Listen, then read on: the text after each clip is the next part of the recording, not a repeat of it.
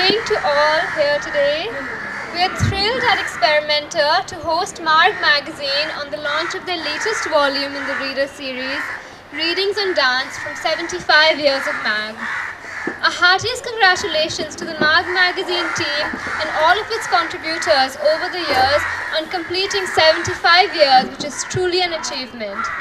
As part of the launch today, Urmimala Sarkar, one of the guest editors for this volume, will moderate a conversation between Samik Bandyopadhyay, Kathakali Jana, and Vikram Iyengar. Dance delves into the knowledge.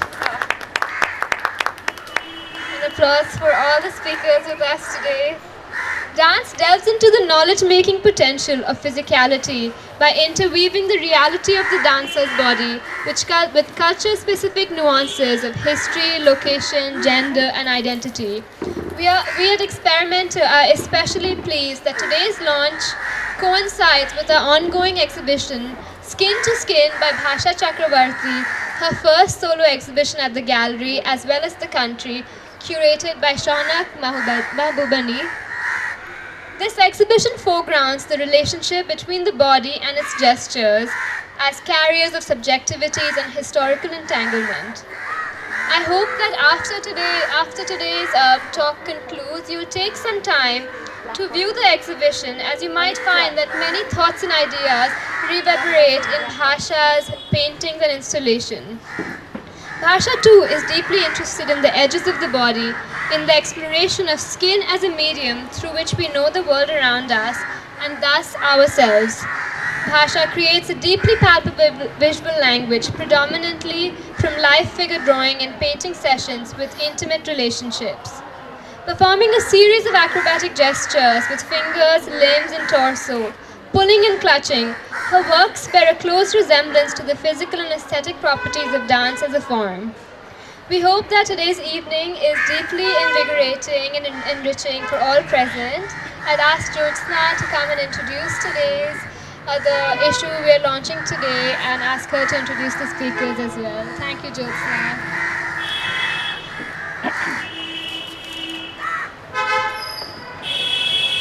Thank you, Vidhi, and thank you, Experimenter, for just we asked them last minute and they were just on board so quickly, and it's lovely to get this warm welcome in Calcutta. I think Marg has been around in Calcutta for a very long time, but personally I think it's been a long time since we've done the events or we've been around. Mansi and I have been at the book fair and it's just been amazing to be there. So I think one of our leaders there is also in the audience today, so I'm very excited about that. So this is the third in the series that we're doing, reflecting on Marg's 75-year journey in exploring the arts. The first one looked at temple art and architecture. The second one looked at textiles. We now have dance. And the next two are going to be looking at modernism and Indian painting. Now, right from the beginning, when we set up in 1946, Marg has been concerned with body practices and dance from a very early right from our early issue on Manipuri dance to explorations of traditions across the country. We've had series of dedicated volumes that have been early documentary ones on traditions that haven't been documented to that extent until then. Of course, now scholarship has expanded much further, and I think I'll leave it to our speakers to take it forward. So if I may introduce our speakers today, Urmimala Sarkar is the co-editor of the volume, and she's a social anthropologist with a special research interest in performance and intersectionality and dance and movement therapy. She's a dancer, choreographer, trained in Kathakali, Manipuri and Uday Shankar style of creative dance at the Uday Shankar India Cultural Centre, Kolkata. Her recent books are Uday Shankar and his transcultural experimentations, Dancing Modernity, Palgrave 2022. Some of you might have caught her at the Jaipur Lit Fest. And Alice Boner Across Arts and Geographies, which is from the Museum of Freiburg 2021. Kathakali Jana is the head of administration and events at the ITC Sangeet Research Academy in Kolkata. When she is not in the office, she is often found to be watching dance and movement art performances. She has happily worn another hat as a dance writer and reviewer for the past 2 decades. Vikram Iyengar is an arts leader and connector based in Calcutta, India, and working internationally.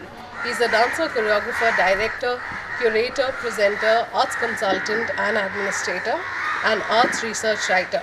Co-founder and artistic director of the Runner Performance Collective, he also leads the Pickle Factory Dance Foundation, a home and hub for dance and movement in the city.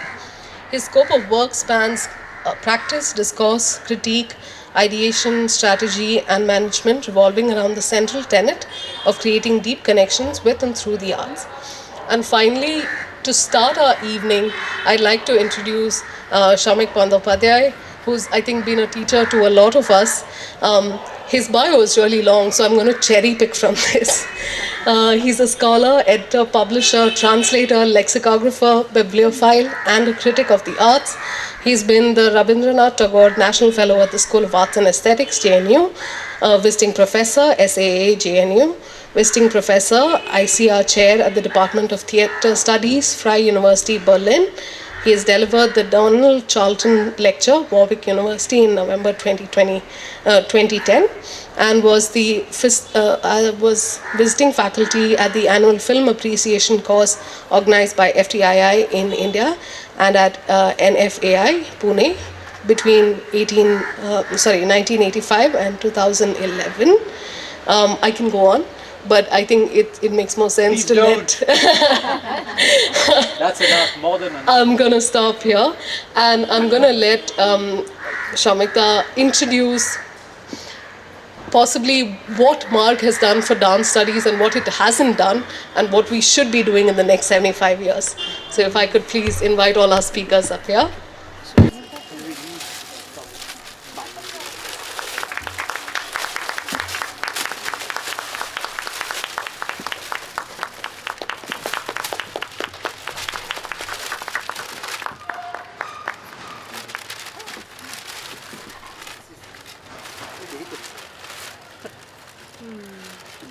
Thank you.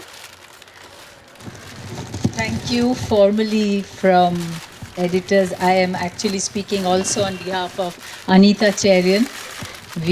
I miss her really because we worked very closely together, and this is a lovely occasion, and I wish she was also here with us. And thank you, Marg, for making it such an exciting journey. Shamikta, up to you. Should I hold this?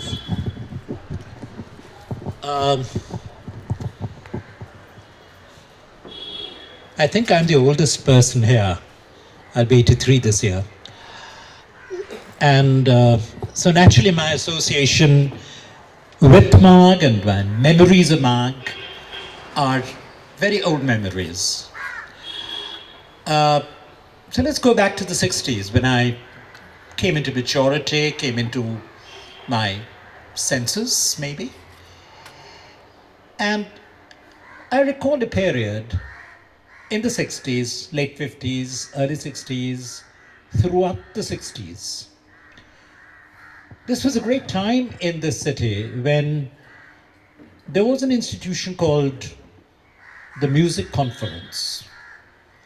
And these music conferences would be held in winter time, November, December to Jan, at different points in the city. And the attendance would be invariably spillovers beyond the auditoriums that were chosen for these concerts.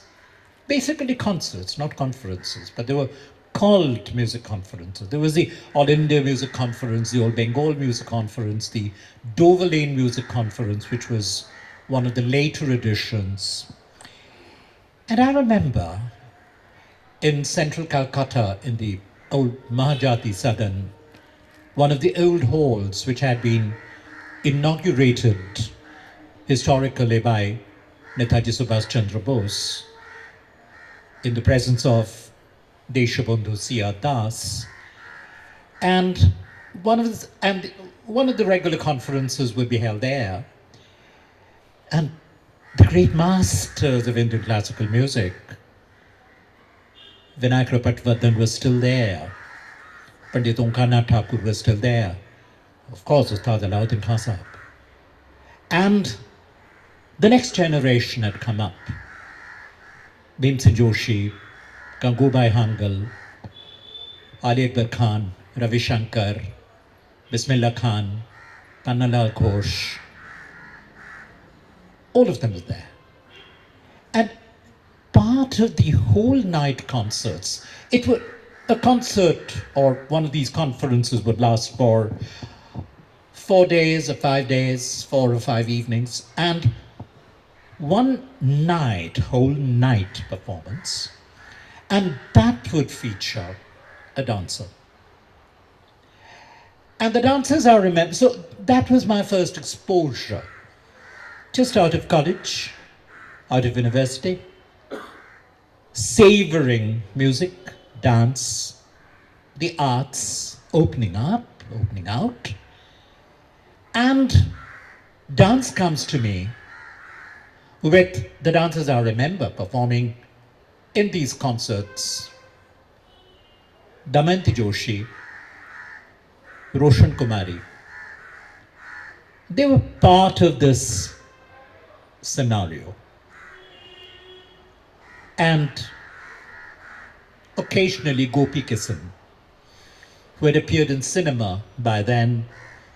So basically it was Kathak based, not much beyond that.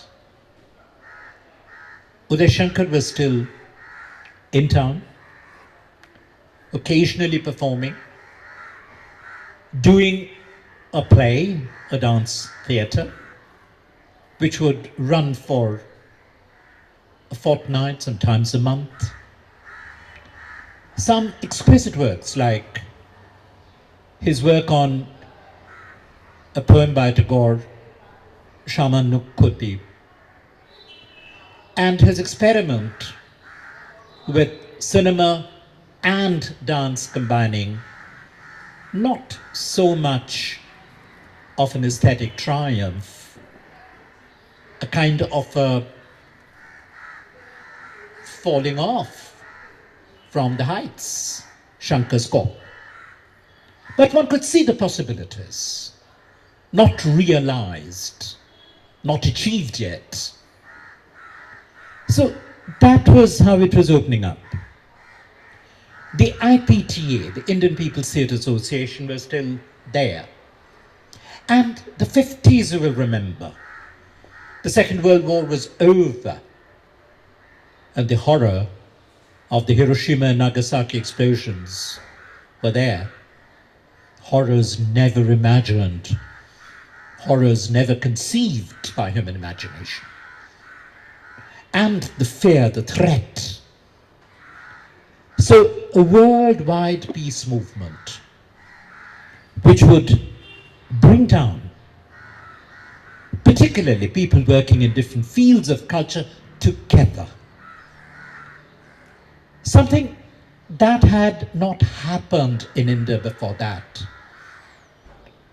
They were all separate sectors, dance, classical music, folk music, in Bengal, Rabindra Sangeet, separate sectors, sharply separated, bordered out. They're all coming together. There were festivals for peace. And I remember, this was in 1961, the centenary of Tagore. And I remember my first exposure to a Kathakali performance in the Park Circus Maidan, which is walking distance from here, a big park. And the performance is introduced personally by the legendary Vilathal Narayan Menon. Vilathal speaks, addresses, introduces the Kathakali in Calcutta, Vilathal himself. 61, and a solid, massive performance. And part of the same experience, the festival experience, there was an exhibition in a part of the Park Circus Maidan. It was a huge, sprawling park then, now truncated with buildings, clubs, lots of things. The green is gone. And with the green, the expanse, the rich expanse of sounds, bodies, cultures. I remember that great magic moment when, in the Park Circus Maidan, in the same festival, there was an exhibition of rare old musical instruments collected by one of the old musical families of Kolkata. Rare instruments, instruments that are no longer in use. And the exhibition was opened jointly, and I remember the sight, a moment of history, when the great scientist, Professor Satyendranath Bose, S.N. Bose, and Ustad Alauddin Khan, they get down from the same car together, holding each other's hands, the old two men. And the ground is slippery, with crevices, not really squared and planed. So they need to support each other's. And they walk up and they cut the string to open the exhibition. And Alauddin Khan Sahab tells us the story of his first meeting with Rabindranath Tagore. When he goes to Shantiniketan and they talk, and he plays the sarod for Tagore, Tagore listens to it in rapt attention. And when the performance is over, he calls up Nandalal Bose and says, Nando, keep his head. And that's a story that Khan Sahib tells us. But Mata Tareke Dao. And Khan Sahib says, I was so scared. It cut off my head.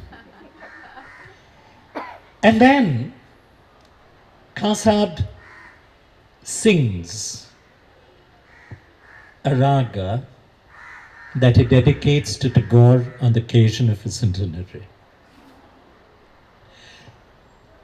It's the same place, the same site, part of the same festival. When these fabulous, legendary shahirs from Maharashtra, Anabhav Satye, Amar Sheikh, and Sen Gavankar, the three of them come together, representing the Bombay IPTA, and sing the songs. Aao Naya Zamana Aao. All of these taking place in the same cultural site. Cuba had just been liberated.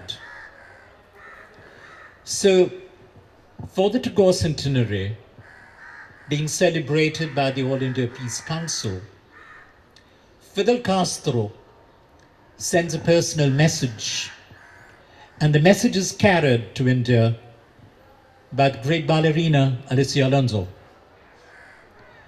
Alicia Alonso reads out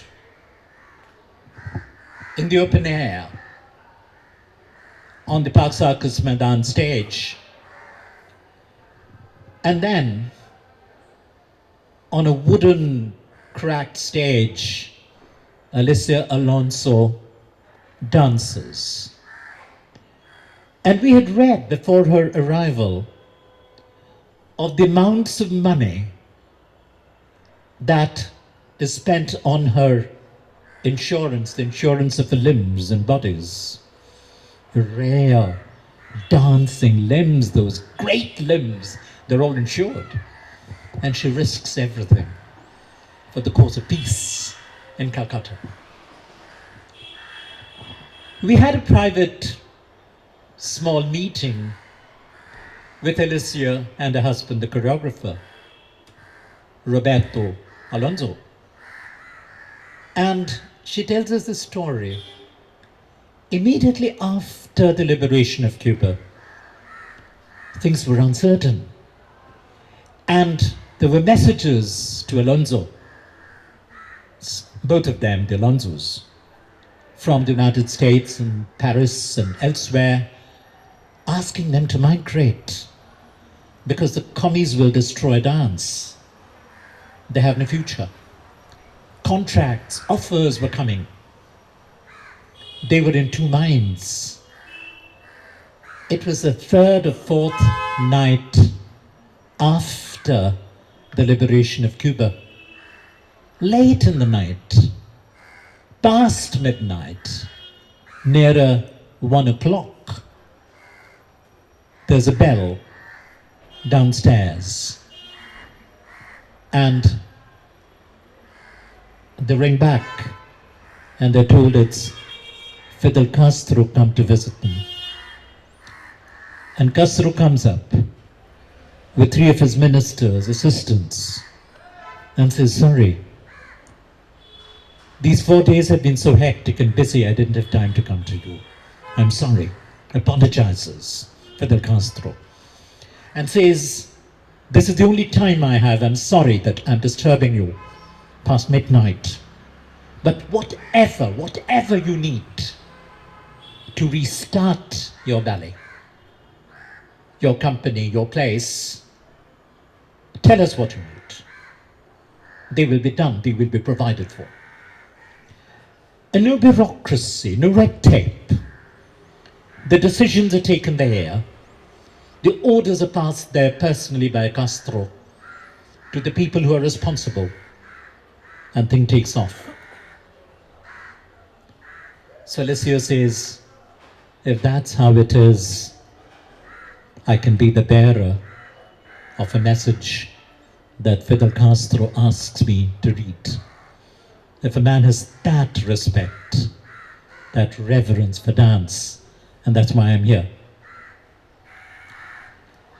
So these memories at one level, and slowly this is also the time that outside that concert field, the conferences, the festivals, where politics and culture and humanist visions mingle and coalesce at ease. Another story begins. This is also the period when, in 1959, Ali Akbar Khan Sahab makes his first foreign tour. 57 was the year that Ravi Shankar made his first foreign tour. And I remember Ali Akbar Khan Sahab comes back. He had already set up his Ali Akbar College of Music in Calcutta. He was here with Annapurna ji. They were both teaching in Calcutta at the Ali Akbar College of Music. And I'm approached in 1959, immediately after his tour, to come and help out. Ali Akbar Khan Sahab would give his first ever press conference in his life about his foreign tour. He had toured Africa and Britain, just the 2 places, 1 continent and 1 country. So it became my job to spend 3 long mornings with him. He chatted, he told his stories, I made notes and prepared the press note for him. Because he was not a competent public speaker. Public speaking is a game that we play, smaller people, not Khan.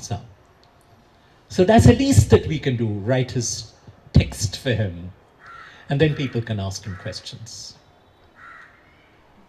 At the same time, Ali Akbar Khan, Velayat Khan Sahab, and Ravi Shankar ji, they start performing outside that conference circuit, not that whole night or the long evening, where you have Gangubai Hangal, followed by Bismillah Khan, followed by Amir Khan, and then Vilayat Khan at the end of the night.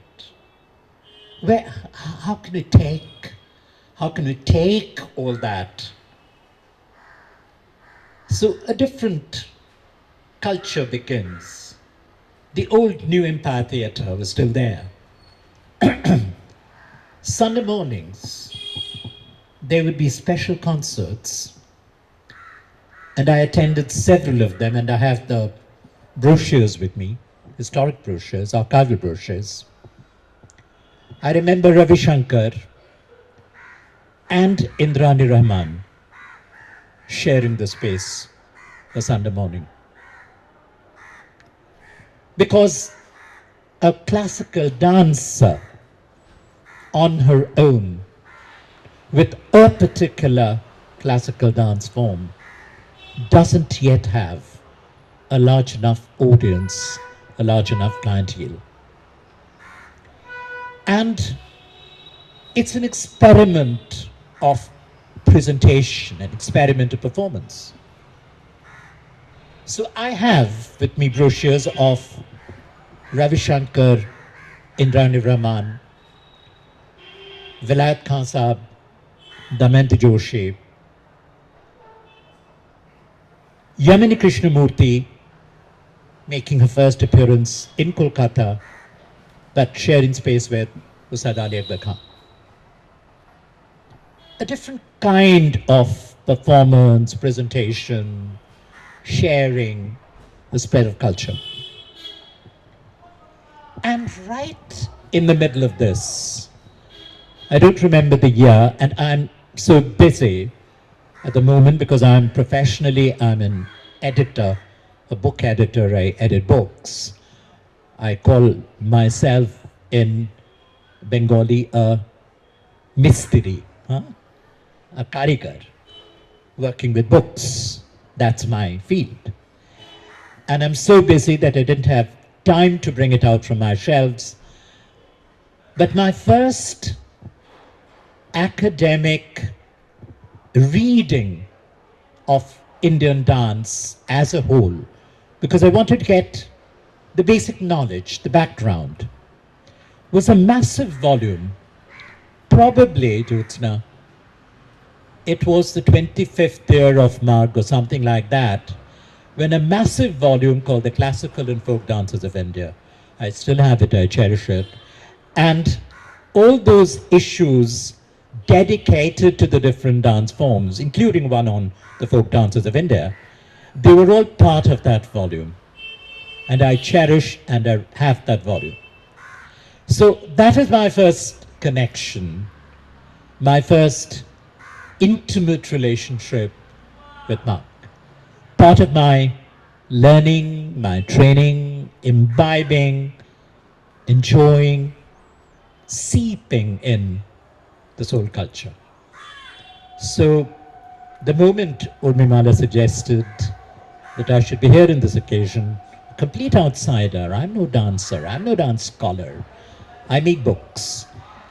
But I came in because all those memories of passion, warmth, all they are so intricately and intimately tied with Marg.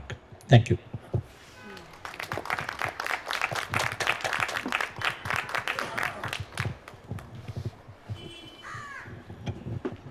So I just wanted to take this chance to introduce what this very special...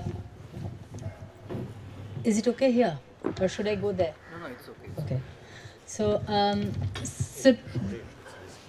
this is a very special occasion when Naman Ahuja, the editor of Marg, actually asked me, will you be able to do this particular 75-year reader?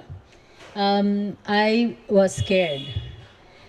I was scared because the material that I got to see was about 267 articles, that too not all, published in 75 years, and with including several genres, all kinds of classical dances, all kinds of conversations, and special volumes.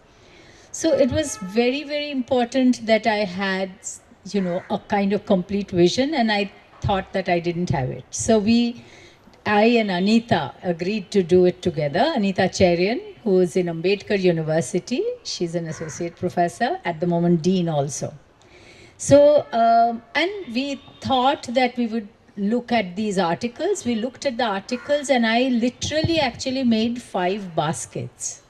So the baskets were named, and then the names have carried into sections.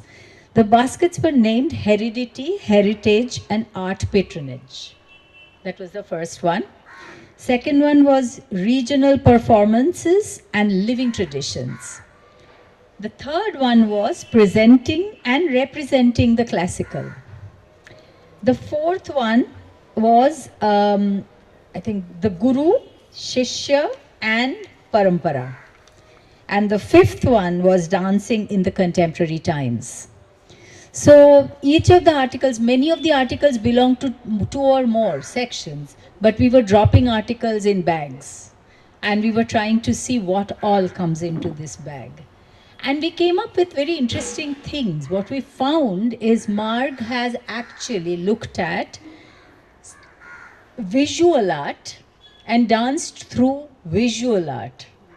Marg has looked at patronage and looked at dance through patronage. Marg has looked at states, different regions, different vernacular practices, and looked at dance through those kinds of state and cultures. And then Marg has looked at cultural policies and looked at dance through those kinds of policies. And again, the other way around, Marg has actually made dance look at these things. So the whole relationship is a kind of an, back and forth that we could see. The problem was that we found that classical had this larger than life presence, whereas the regional was somewhat hidden in these state narratives, regional cultural narratives, general descriptions of regions. And we had a tough time. And then we have got, I hope you will get the book because it's very reasonable in its price. I'm sorry I'm making this kind of sale pitch, but before we go into this discussion, I wanted to make that.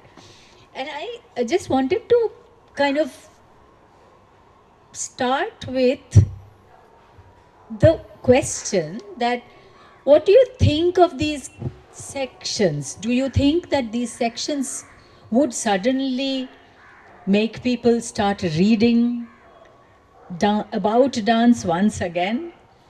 Do you think people read enough about dance? Is there enough interest? And I would like both of you to taking a kind of turn to talk about this. Vikram, would you like to go first? Oh, go.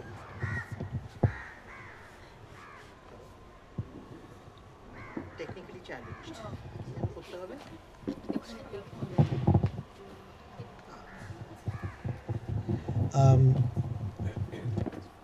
Firstly, it's about time there was a reader on dance. So thank you for doing it. And thank you, Marg, for actually covering dance over the last 75 years. Marg, for me, has not come through the journal so much. It's come through more the larger coffee table books that have been produced, and then that was my entry point into Marg. But of course, the coffee table books on dance, and of course, the traditions of text and brilliant photographs goes through both, and that's one of the, especially for a visual art like dance, it's most important. But coming to the matter of the categorizations and the readings, I think you will agree with me that categorizing dance is problematic anywhere in the world, and in India it is especially problematic because the categorizations come with a lot of agendas, which, I mean, this is not the forum to talk about it, but that is always a problem, especially when there are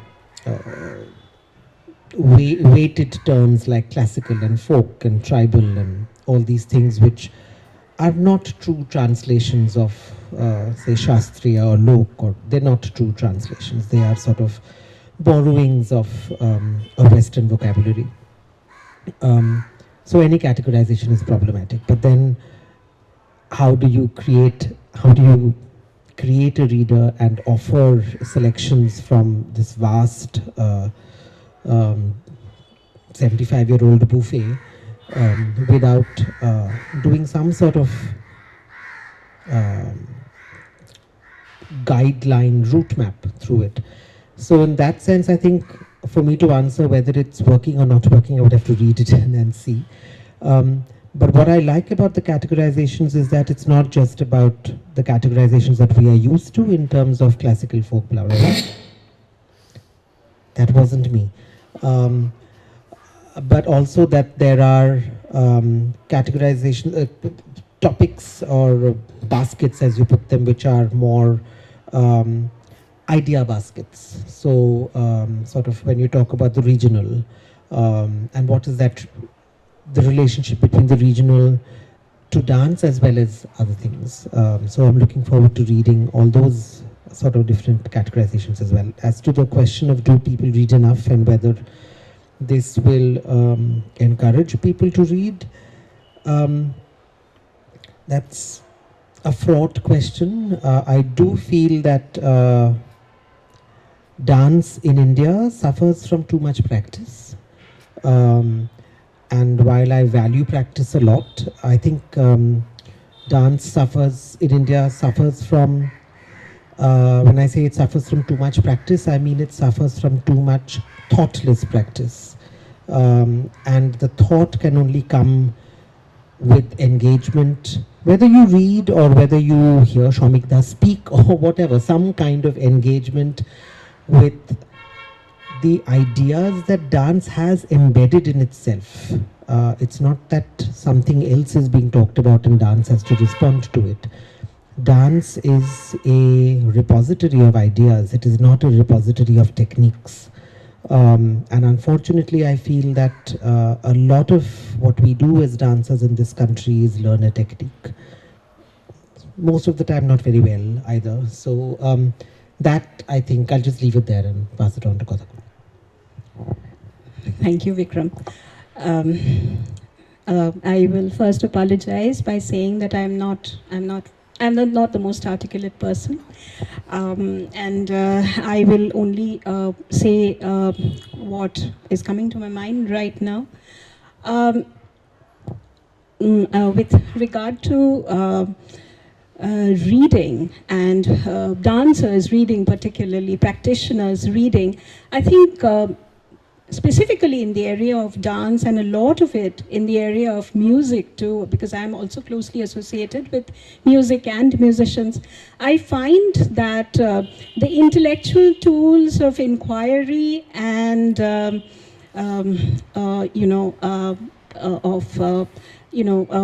entering into the spaces of thought is a very serious shortcoming among classical musicians and classical dancers in our country. It's all about technique. It is all about presentation of exactly what has been learned. And so there is very little thought behind what is presented. And reading, I mean, of course, reading, it is only the only way to kind of, situate yourself in a tradition and situate yourself in a living practice of several centuries in many cases. Reading is perhaps the only way to do it, and it cannot be through the practice, of technique. So yes, I mean, that is where, that is how important reading is and how it is absolutely imperative to read.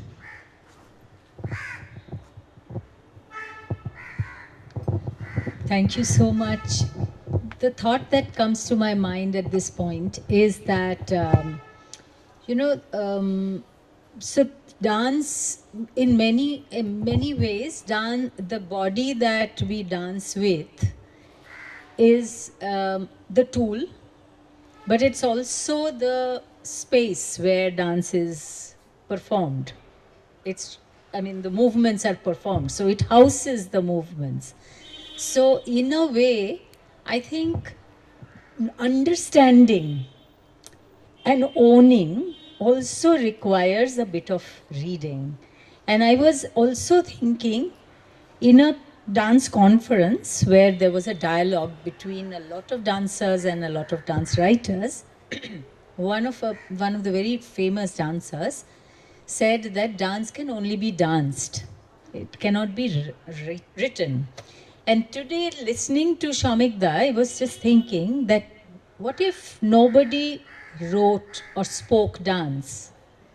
Would we know that dance existed in the past if the sculpted bodies were not left for us to understand history from them? There's some kind of documentation in the sculptures.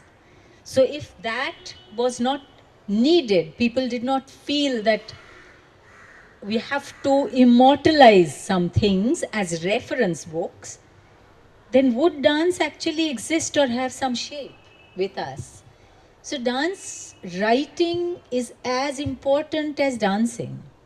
And I think when Samik speaks, we also again understand how important it is that something like Marg did in 75 years. We may not always see the kind of history that we want, but it is documentation at the best of its ability, because it also gives you photographs from the very beginning. And it brings me to one thing that I wanted to share with you. Many of both of the Marg's other two, the volumes that have come before us, have spectacular colored photographs. And I was like craving for that kind of presence in this Marg, even while resisting the fact that, oh, we want to be readers. We don't want only photographs and all that. But I felt jealous of the other volumes. And especially the textile volume, you can hold those the pieces, and it's almost that well printed. But Marg volume for dance, and many dancers will say this, oh, it contains only black and white photographs. Now, at that point, when dance was being recorded, photography was only black and white. So if you want to catch hold of that dance, then you have to catch hold of only black and white documentations. And it actually gives a certain kind of sense of how history has recorded dancing bodies and how dancing bodies have always relied page after page of movements. Specific movements are photographed meticulously. So a hand goes from here to here to here, every bit of it, and in between are sketched. And you get 300 sketches in one of the articles. It's spectacular documentation. Nobody needs Laban notation anymore if Marg is there in your hand. So that's what I learned from Marg's documentation, that somebody at that point of time understood the requirement and dancers could actually learn movements. If you go to the Marg archive, reconstructions are right in front of you. The photographs we have just given a glimpse. You must access archives. And I just wanted to ask then that, Samik, when you print, publish, nowadays most of the things are said to be, they restrict photographs. They say less photographs. That was our pleasure here. We didn't have to restrict. In fact, we were told the other way around. Oh, you are using less photographs. So, but in my Uday Shankar book, from 60 photographs that I was dreaming of having in the book, I had to curtail into 20. So most of the things are not represented. So I was trying to ask, what is this thing doing to things like dance, which is, or theater for that matter, or visual art practices, where writing takes over, but that kind of, that nuanced documentation that photographs can give. And how can we change that scenario? Why, one thing I understand that it is very the price increases. But can you just shed some light about what is the publisher's choice? What are they thinking about this? I'm not so sure of the dance book situation in India, but as far as the visual arts are concerned, I don't think in publications here there are any restrictions on visuals. Even catalogs for art exhibitions, very richly documented photographically. And another thing, particularly I think in the case of dance, if people are complaining about the black and white and color divide, I think in terms of reading dance, I think black and white is more important. Because in black and white, you read the movements more carefully, more critically, more sensitively than the splash of color. Because color destroys a lot of the subtleties and nuances. And I think that is also a consideration that publishers should think seriously. And I think your book, and if people can talk about the book and people can discuss the book, some of these issues should be raised, because we have to document the dance that is happening now, what Marg has done in the past. So what should be our method, our approach in terms of documentation, in terms of visualization, the matching, the balancing of the text and the visual, and the nature and the quality of the visual. That's a very, very important issue that you've raised. Thank you so much. The next question that I come to is something that we lament about constantly, which is writing about dance in newspapers, in the reviews, in creating a space for the dancer's ephemerality to be caught and continued in another kind of a manner, where the dancer actually gets to reflect on what the art is. And would you both take turns to shed light about what your experiences are? Because these are two different experiences we will come to, right? Like Vikram with kind of frustrations and the lack of space, and Kathakali about, again, lack of space of a very different kind. Yeah. Yes, frustrations here as well.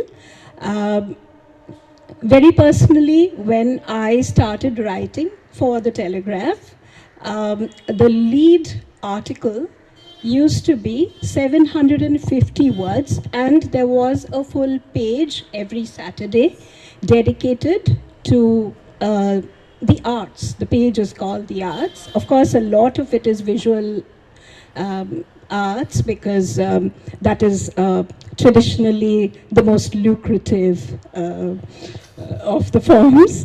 But the lead article, when you got a lead, you at least got 750 words, and there would be a display of 2 or 3 photographs. But that same newspaper has, of course, it has also shrunk in size. It is a much thinner edition now, thinner version of newspaper in any case. And that page is now still every Saturday, but it's just half a page. And 550 words is the lead now. So that is with regard to the space dedicated to it, but it still remains one of those newspapers that have freelancers doing the job.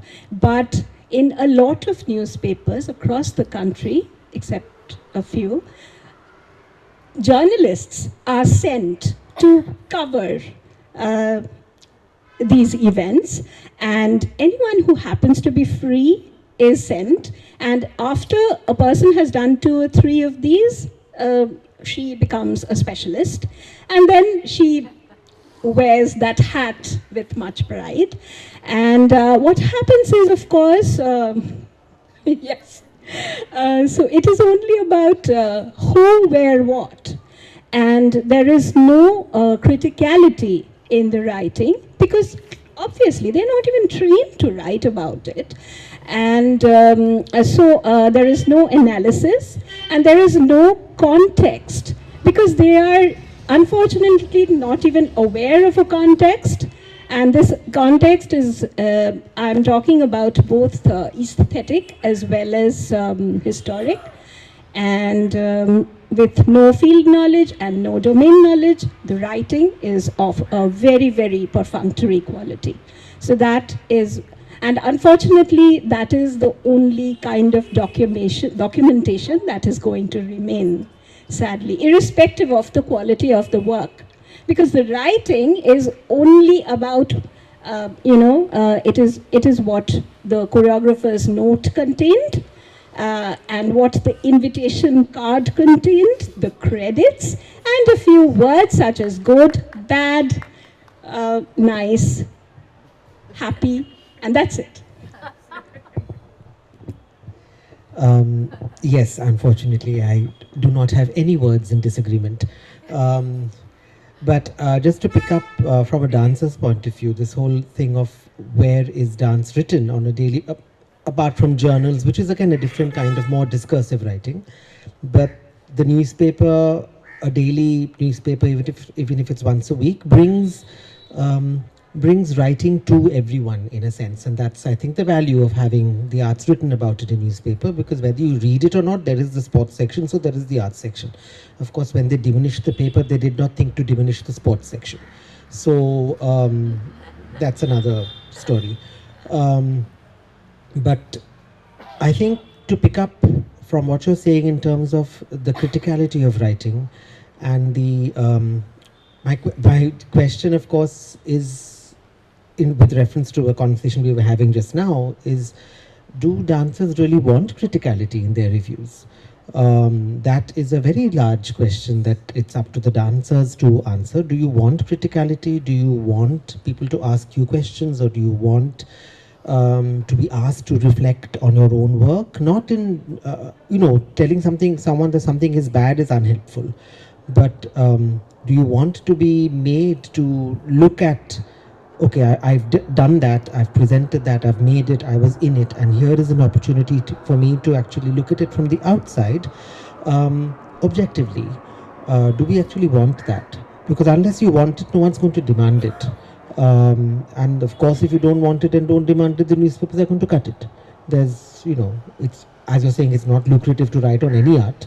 So why would people write or think it necessary to send a freelancer rather than somebody who's free that evening, unless there was a demand from who you're writing about that I want it to be written about in a certain way. That is absent.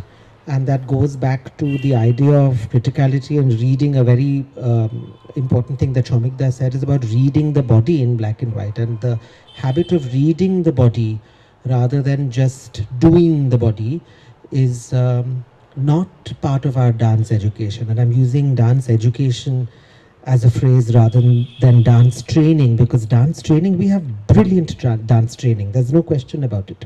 Now, how the student chooses to train or train is ultimately the different matter. But in terms of the methodologies of dance training, I don't think many countries in the world can hold a candle to India. But do we have dance education? And unless you have dance education, you're not going to have a dance sector that is asking for criticality, regardless of whether you're doing contemporary, whatever you might categorize your dance as. You're not going to have people asking for criticality, which means you're not going to have either people reading a reader like this, at least from the dance sector, or dancers asking for reviews which have that kind of heft to it.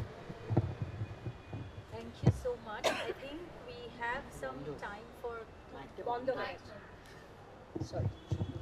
I think, Jyotsna, you can tell me, do we have some time, or should we go for question and answer? 5 minutes and then. Okay, all right.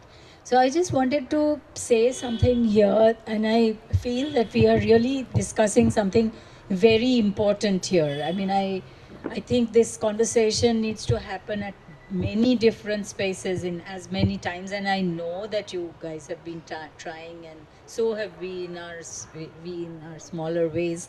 But I was just thinking something interesting that I wanted to share with you is that the Marg first volume in 1946 that came out has a dance writing. In the very first one, there is this review cum article on Uday Shankar's Kalpana. Because Uday Shankar's Kalpana is just being edited and being made ready for release. And it is already there as a kind of a critique. And the thing that strikes me is that many of us who have belonged to the dance world, whichever way, we know how important that kind of a writing is for you to get the next sort of funding. And what I was discovering is that Shankar had no funding at that point. His shooting had stopped. And that writing actually egged on certain kinds of search for funds that was justified because Marg had produced something about the film. So I'm saying that, you see, many of us don't know how to write and we don't like writing, but until and unless we come to this phase that, oh, I have to ask for money and project. And then I know I have to write, I have to say what I will do, what I do well, and what my plan is, and what will I produce, and what will be the budget. And that itself puts us almost like, makes us cover our head and get back into the bed and think, okay, I don't want funds. So it's a good situation for a dancer to develop into a thinking dancer, questioning for rights, questioning, asking for funds. I think that is something that voracious reading, at least just what interests you in dance, could actually negotiate for all of us. And Marg is a place where you don't have to read only dry writing. It's very interestingly written. It gives you photographs. It gives you this touchability. It's a kind of a very haptic connection, as much of touch that you can generate.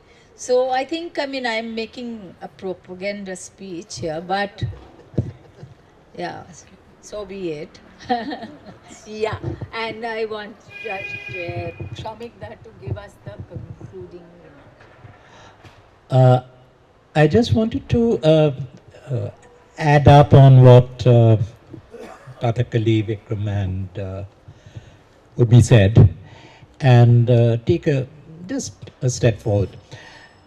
Now, a point that Urmi was making was that after all, though we speak of the body, the language of the body, and I speak of the reading of the body is in space, and the body is defined, the body becomes visible, the body becomes dynamic only in space, not in limbo. And the space is also defined by the presence of the viewer and the dynamics that moves between the dancing body and the viewer. The viewer is very much part of the space. There is a charge in the space that is created in this interaction. So when we speak of this, I find it rather strange because, and I'm an outsider, of course, always. I make books. I don't dance. But I have this feeling that do dancers, Vikram, practicing dancer, and you're very right when you said that too much of practice and unthinking practice. Part of the unthinking practice is that do the dancers really think or care or dream of extending, expanding the constituency of viewers and bring in other kinds of minds, other kinds of thinkings into play that will hit us as dancers and we respond. And fresh synergies are created in the process. Now, I find this fascinating, for example. I don't even have to refer to books. I keep it at the back of my mind all the time that it's just 100 years that on 18th April 1922, the legendary Sergei Diaghilev, the world's first thinking curator, impresario, call him what you want. He made it happen and he defined it for generations. Diaghilev was producing the first show of a Stravinsky work called Le Renard, the Fox, drawing on Russian folk tales. A one actor, composed by Stravinsky, written and composed by Stravinsky, and choreographed by Nijinsky, the legendary younger sister of Nijinsky. Immediately after the premiere, there was a special occasion. There was a British couple who adored Diaghilev's works, very rich, stinkingly rich. And whenever Diaghilev was in trouble in terms of money, and he was most of the time in trouble, the Schiffs, Violet and Sydney, they would come up and help. And they said, please never acknowledge us, because there would be other people trying to grab us. We are not interested. We're interested in you. And once, only once in the lifetime, they said, we want a special favor from you. Call some of your regular viewers to a party which I'll host.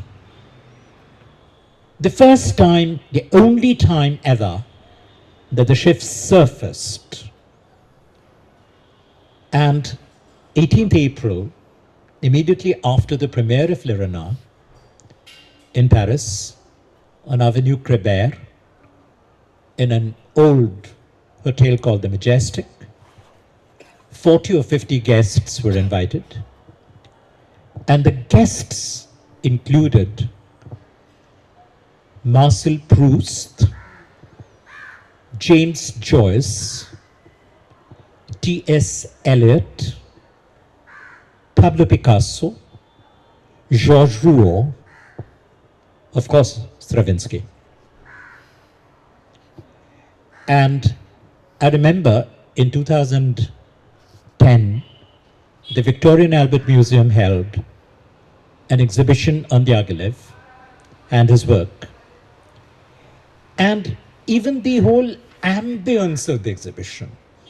And I go back to this again and again, even I started with that because these things stay with me and hang on me.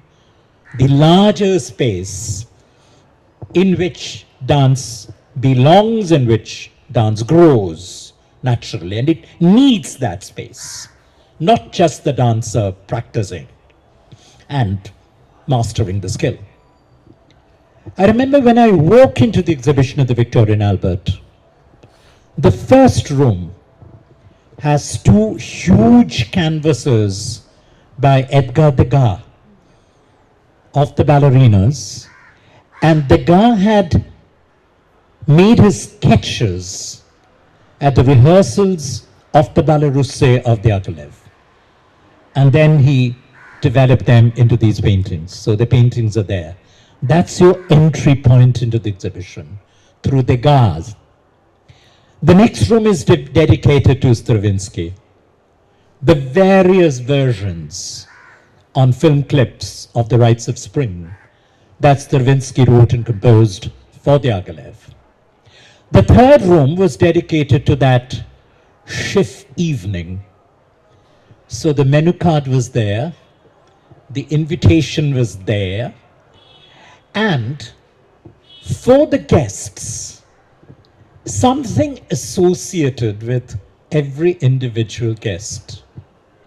So pages from the first draft of The Wasteland by Eliot with hand-made corrections by Ezra Pound. The first edition, published by Shakespeare and Company in Paris, of James Joyce's Ulysses, autographed by Joyce. So these are on view for that Schiff evening room. The fourth room was a room totally dedicated to this fabulous 1919 production, La Parade, which was conceived and written by Jean Cocteau. The music was composed by Stravinsky. The designs, not just the stage design, but also the tights of Lopashova, the lead dancer, the legging tights, were painted by Picasso. So all these were on display in one room, which was the La Parade room. It was a half an hour piece, conceived by Jean Cocteau, designed by Picasso, the bodies painted by Picasso, with Leonid Massine as the lead dancer. And the last room in the exhibition was dedicated to Georges Rouault, who had done several of the sceneries of Diaghilev's productions. A whole modernist universe. Diaghilev inhabited that universe. And Stravinsky, Picasso, Sergei Nijinsky, they all grew out of that. And they were the viewers, and they were the ideas person, they were the makers in a way. And they created a constituency that also drew in the chefs who paid for the stuff and secretly retained their privacy, and only on this rare occasion they came out. So why don't we start trying to extend our cooped up, skill glorified ego? That's what I always feel as an outsider. I'm drawn towards dance, and every time I feel so stifled. Shamikda, I'm reminded of the years ago when you were there at Oxford bookstore. The first, when World Dance Alliance India chapter, Bengal chapter, India, Yeah, I can't remember. India.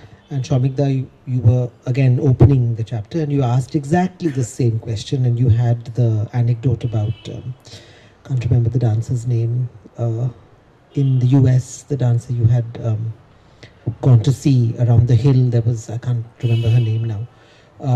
And exactly this question was asked, that why have we as dancers who are creators of culture and inhabitors of culture and receivers of culture, why have we diminished our world so much, basically? And that is a huge, huge, huge problem, and I do not know why we have done so, but we have.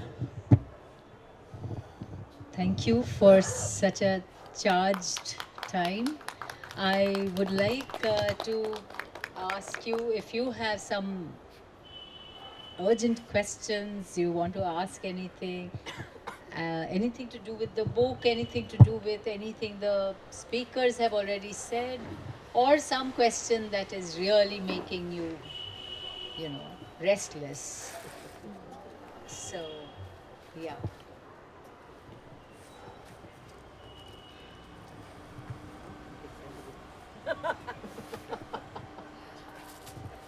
If not, we can ask you to look at the book and see what they actually mean to you when you see. If not, we can ask you to look at the book and buy it. I just have Yes, one please. simple.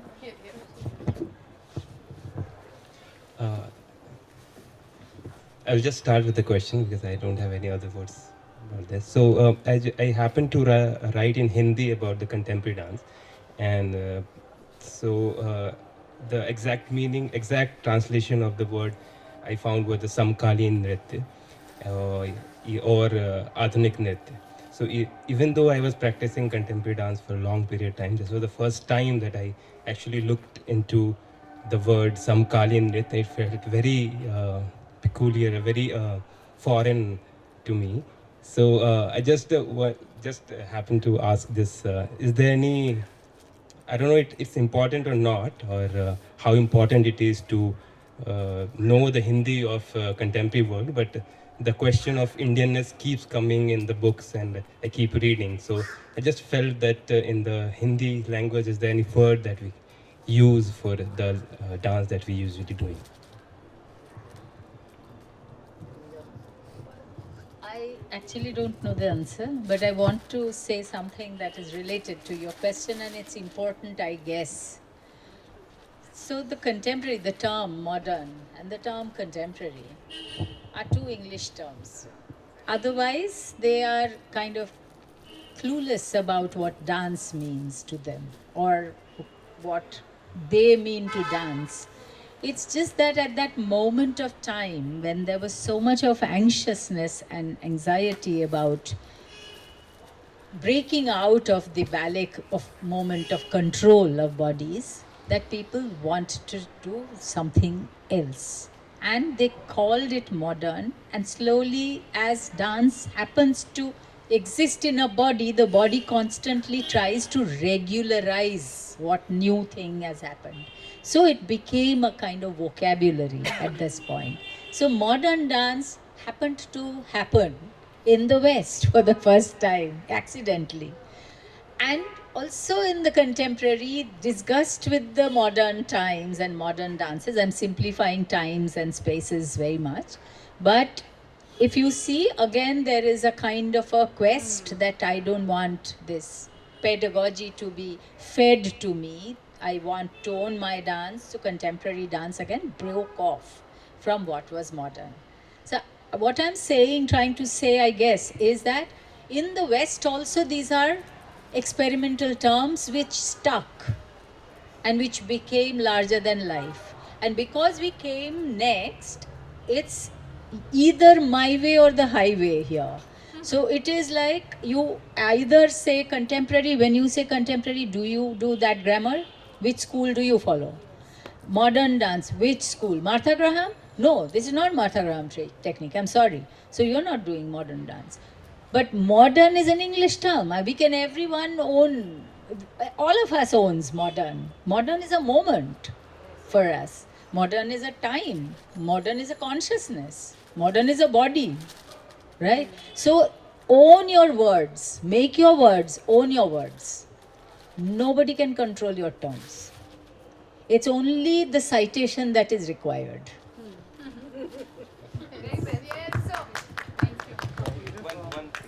Yes. Also about the citation, like the references. It was just an article, it's not a thesis. So I was searching for the citation and there was very little work in Hindi I just found. I'm not particularly emphasizing on the language that I want it in Hindi and stuff. But just it happened that I had to write the article in Hindi. That's why I researched a little bit, and so I couldn't find books on. जो word नहीं मिल रहा है ना, उसको बनाना है. सही है ये एक्चुअली, क्योंकि ऐसे है in Hindi, I struggle with my students who are actually not able to write in English, but they are allowed to write in Hindi or Bengali for that matter. It's a central government institution I work for.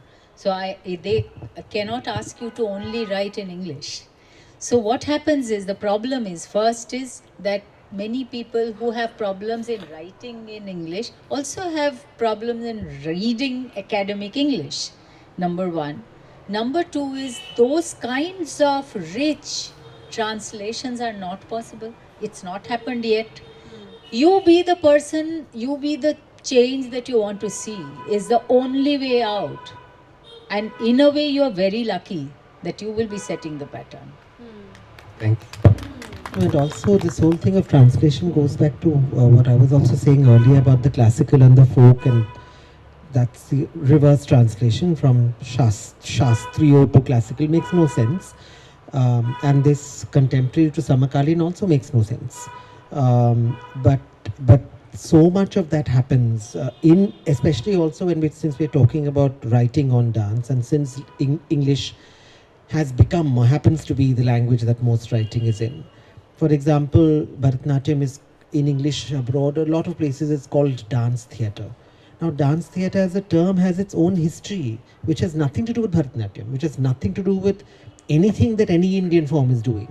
So, if you're going to use dance theatre for a form like Bharatanatyam, then you have to redefine it and say, when I say the word dance theatre, this is what I mean. I do not mean that. Which again brings me back to, you need to read to know that dance theatre has a history.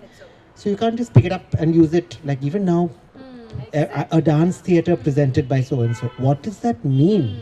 As a dancer, you have this tagline for your production. What does it mean? Nritya natok, maneta ki. Without, just to put something there without any sense of history, without any sense of research, is again diminishing your world and being disrespectful to everything and yourself. I think we will come to the end of this conversation. We could go on. Actually, I'm very charged. I don't want to go back from Kolkata. The other thing I wanted to say is, Shamikda, I can't thank you enough. I just can't thank you enough. And I can't thank you enough, Kathakali and Vikram. And I really am saying this from the bottom of my heart, that it's very tough to find fellow travelers. And I'm so glad that we have each other there. Ecosystem. Yes. And thank you, Marg, for everything that you have done for us. This support is unbelievable. Thank you.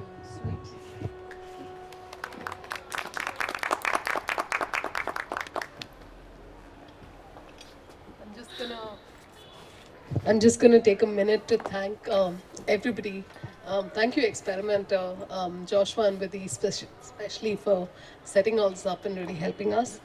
The magazine wouldn't have been possible without support that we received from BNP Paribas, the National Center for Performing Arts, TVS Motor Company, and Narottam Sexoria Foundation.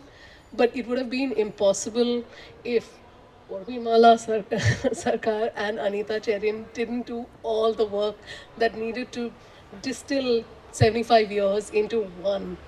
You know, it was a mammoth task, so thank you so much. And I think we need to take away the conversations that we've been having about not differentiating theory and practice and different genres of practice, because I think the whole time I was listening to it, I kept looking at how beautifully Vikram's hands kept moving. So I thought, here is dance happening while he's, giving us the theory of dance. So it's absolutely perfect, and it all works together. So I hope you all will pick up a copy, subscribe, support us. And we'll see you 75 years later. maybe next year. Thank you.